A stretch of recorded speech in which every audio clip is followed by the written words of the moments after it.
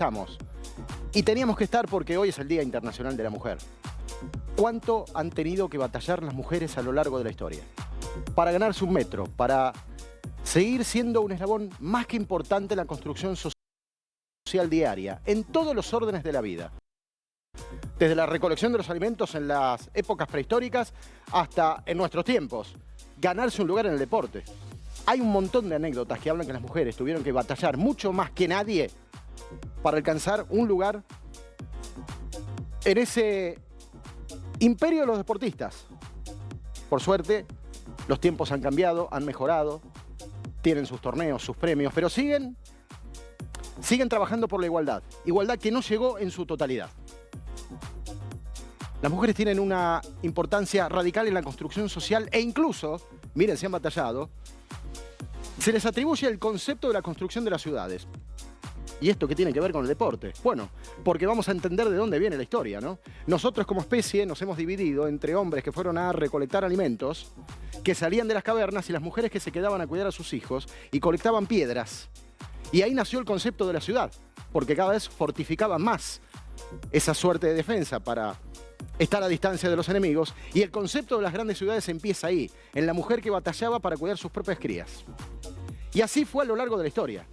Incluso, les digo, hasta una estructura desigual, porque el hombre desaparecía mucho tiempo en la búsqueda, por un lado de los enemigos y por otro lado del alimento. Y la mujer formaba la familia y la hacía crecer.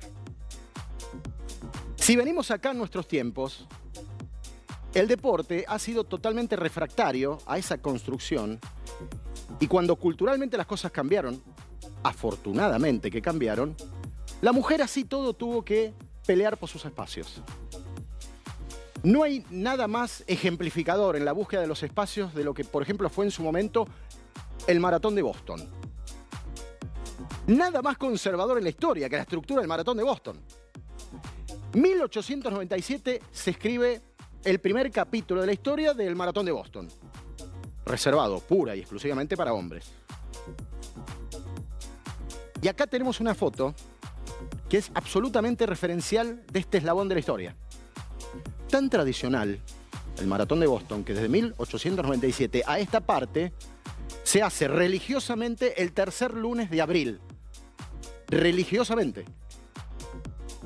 Y fue el 19 de abril de 1967 donde la estructura del Maratón de Boston cambió para siempre. Porque incluso estaba asociado a esto del orgullo nacional. Y coincidía con darle toda una entidad. Y el Patriot Day, el Día de los Patriotas en los Estados Unidos, encajaba perfecto en esta lógica, en esta estructura. Porque incluso ni siquiera se dejaba participar a lo que Estados Unidos consideraba los enemigos del Estado. Cuando Estados Unidos estaba en guerra, pasó con los coreanos. No los dejaban participar porque estaban en guerra, en la famosa Guerra de Corea de los años 50. Digo, hablo de esto para que ustedes entiendan el espíritu de lo que era el maratón. Reservado exclusivamente para hombres, imagínense lo herético que era pensar que en algún momento de la historia podía participar una mujer. Y una mujer participó. Ese día llegó. La pelea continuó y se ganó un espacio. Pero fue inolvidable ese día. El 19 de abril de 1967, Kathleen Spitzer se tuvo que vestir de hombre. Si no, no podía. Se vistió de hombre, se disfrazó y se inscribió como hombre. Puso KB Spitzer. Y todos dieron por sentado que se trataba de un hombre. La carrera comenzó. Y con muy buena performance, Kathleen Spitzer empezó a ganar terreno y empezó a quebrar el propio reloj. Hasta que el organizador de la carrera, que tenía un ojo de lince y un olfato de aquellos, se dio cuenta que ahí había gato encerrado. La corrió, la agarró, le tiró de los pelos, demostró que era una mujer, le tironeó de la ropa para que se dieran cuenta que era una mujer que estaba vestida de hombre. Afortunadamente para Kathleen apareció el novio, aparecieron otros atletas, pero se dio ahí una contradicción enorme, porque algunos atletas la defendieron, pero otros atletas la querían sacar de la carrera. ¿Y saben qué pasó? A Kathleen no la pudieron mover. Kathleen seguía corriendo y no dejaba de correr, a pesar de estos tirones, a pesar de los empujones, claro. Ya en 1967 el Maratón de Boston estaba siendo televisado, por lo menos para todo Estados Unidos. Y era algo bastante parecido al papelón. Y la dejaron correr, y además la dejaron correr con custodia. Por lo menos para que llevar adelante las últimas 2 horas que le quedaban de carrera. Y en 4 horas sin fracción termina la maratón de Boston. Y en 1967, contra todos los pronósticos, una mujer que se había inscrito con un dorsal, el 261, y no es un número más, termina participando oficialmente por primera vez. Porque les digo más, algunas mujeres habían intentado filtrarse en el maratón de Boston, pero no se habían inscrito. No eran participantes oficiales. Catherine dijo, ¿y por qué tengo que ocultar mi intención de participar? Se inscribió con ese dorsal. La lucha se extendió tanto tiempo que en 1975, definitivamente, después de tanto tiempo de lucha, las mujeres son aceptadas en el maratón de Boston.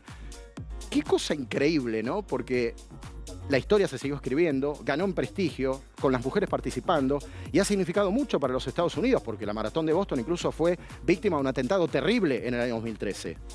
Ha ganado y ha cobrado entidad en el sentimiento norteamericano. Pero no conforme con esto, Kathleen Schweitzer terminó además imponiendo que en 1984, en los Juegos Olímpicos de Los Ángeles, la versión femenina de maratón fuera considerada olímpica. Y ahí tocó el cielo con las manos. Lo que parecía increíble había llegado. Y todo esto se extendió como ejemplo a otras tantas disciplinas deportivas. Se transformó en una fundación, 261 Fearless, 261 Valiente. El empuje que tuvo le permitió, a partir de esa fundación, extender su ejemplo a otras mujeres que habían estado escondidas hasta ese momento y que se animaran a participar y tocar la puerta en lugares que eran exclusivos para los hombres. Las mujeres siempre batallaron. Siempre a los codazos ganaron su lugar. Y como siempre hacemos acá, ¿no? Una reflexión, una pregunta, para seguir en este largo camino de la evolución. ¿Y si le hacemos la vida más fácil? Estamos en vivo, la zona...